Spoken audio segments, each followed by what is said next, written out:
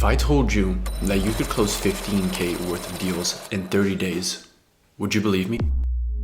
2 years ago, I would have told you, yeah, you're fucking insane.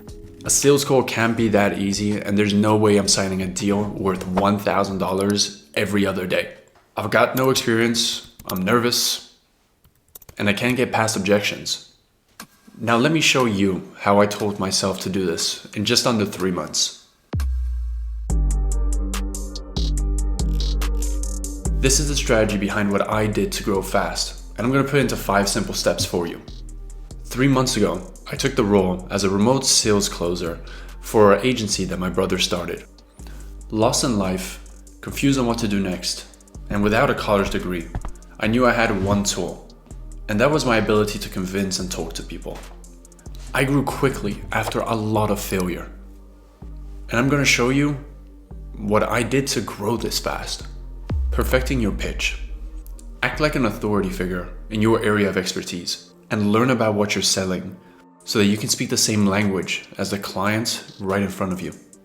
Because there's nothing more embarrassing than not knowing what the client that you're trying to sell to and not knowing a single thing that he is talking about. Step 2, define the issue that your client has. Without a cause for change, there's no worth for a solution. In most cases, with every single business owner that you're going to talk about, the main issue for them will always be to find new clients and find new leads. Every business owner and company that you're going to talk to is always going to find the best and newest ways of making money. The reason is because they are going to fear losing their business or slowing down. But the most vital part that I realize is that most of these clients realize this too late. Because while the ships are sinking and they're looking for a form of repair, they're always going to look for the most cost-effective way to repair the damage has already been done. That is why it's so important for you to discover the client's budget throughout your call and match the offer that is best going to align with that person. In step 3, I'm going to tell you about the success for a one-call close.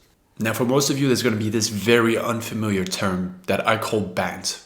It's simple, it's B-A-N-T. But let me explain to you this. For a client to be able to close on that call, 4 steps need to be met. Let's start off with budget.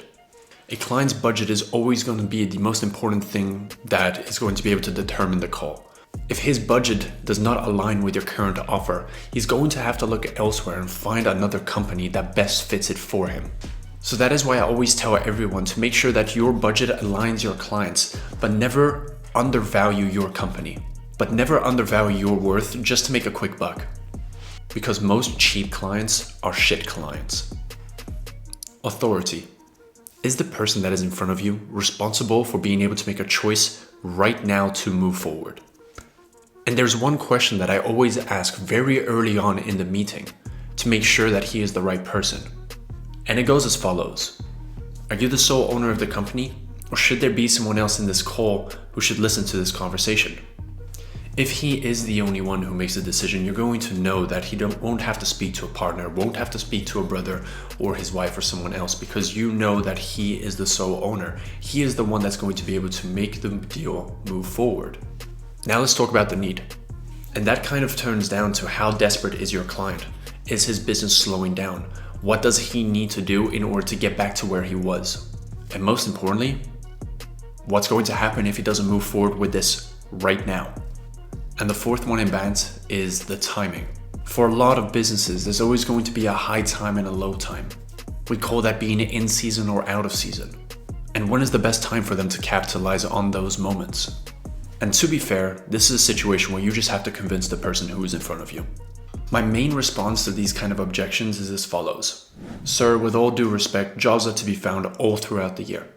And you're just not a priority at the moment because people can't find your business. They don't see you online, and you just have no social proof or relevance at the moment. And in a market where everyone wants to get the newest product as fast as possible, if you're not first, you're last. So let me show you how me and my company, we can fix this for you. This type of question always sparks interest. Even though it does seem controversial, I get a lot of very good responses to this. Now the 4th step, that is to follow up relentlessly. A quick disclaimer. Don't be a fucking idiot. Don't call the client 6 times in a day, leave him 5 voicemails and send 7 messages. That's the surest way to seem desperate and for a client to just throw you out of the window. I tend to call on the day that we're supposed to move forward. So whenever the client has told me, hey, look, Kyle, we're going to move forward on Friday with this, I might send him a message on Thursday to remind him. And then also I will call him on Friday in the morning just to figure out the best time to move forward. Of course, I follow up if he does not respond, but I will send him probably about 1 message a day, call him in the morning and the evening to try and figure out a time that we can reschedule.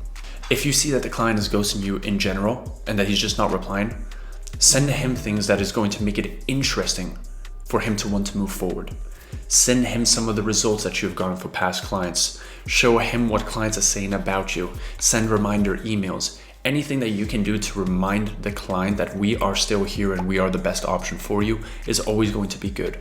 But like I said, don't blast the client with 20 messages in a day. And then on step 5, it's close with confidence. And you've probably heard this told to you 1,000 different times, but closing with confidence is the best way to be able to close. Be sure of what you're saying, show them the results, and be able to promise them something tangible that they can have at the end of your working term together. Giving them something that they know that they can achieve by the end, for example, a 35 lead guarantee or whatever guarantee you have in place, and you say it with confidence, that is going to prove to the client that you know what you are servicing is going to work for them. If you have ultimate confidence inside of your service or your product, the client will feel that as well, and they'll feel like you're the best choice. Because at the end of the day, you're giving something to them that they need. And if you seem unsure about the results that you're going to get them, they're not going to be sure if they should move forward with you. Should I do an outro?